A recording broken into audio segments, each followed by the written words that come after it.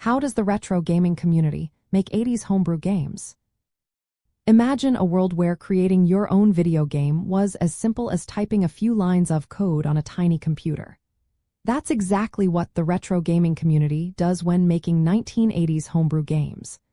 Back in the day, hobbyists used affordable microcomputers like the TIA S80, Sinclair ZX Spectrum, Atari 800, and Commodore 64.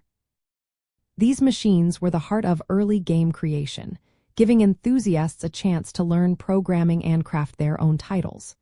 The process started with designing graphics and sound using very limited hardware.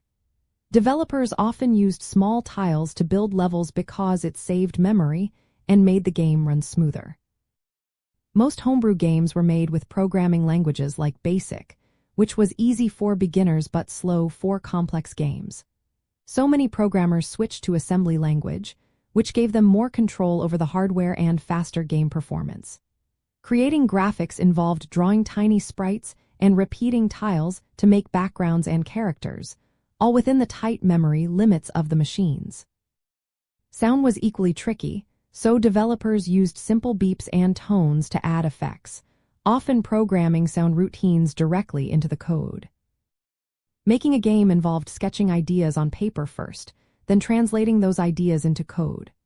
Sometimes, a single person handled everything from designing levels to coding and testing.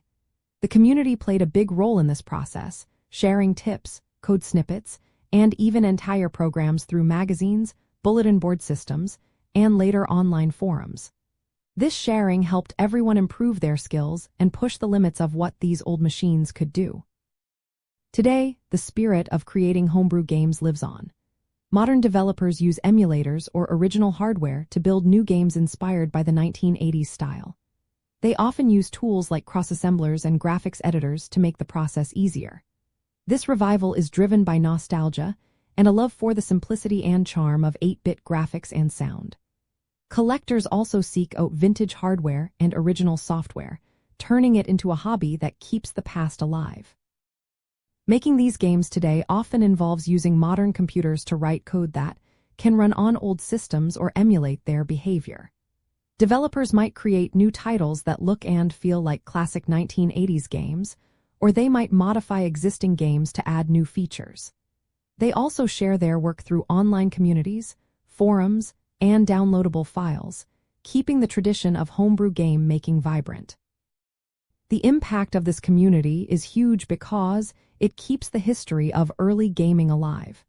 It reminds us of a time when making a game was accessible to anyone with a little curiosity and patience.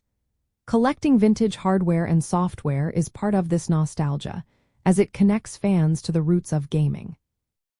Whether it's creating new games or simply playing old favorites, the retro gaming community continues to celebrate the creativity and innovation that made the 1980s a golden age for homebrew gaming.